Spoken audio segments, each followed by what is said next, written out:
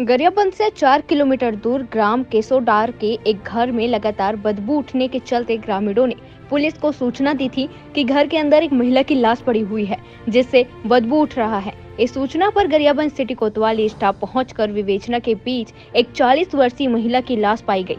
लाश 4 से 5 दिन पुराना पाया गया। एसएफएल टीम ने जाँच कर लाश पोस्टमार्टम के लिए भेज दिया।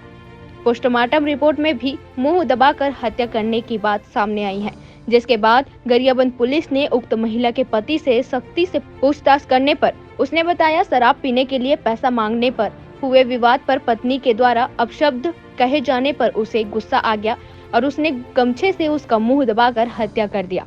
इस प्रकरण में आरोपी को आज जेल भी भेज दिया गया है। एफएसएल फॉरेंसिक टीम के द्वारा घटनास्थल निरीक्षण और शव निरीक्षण किया गया।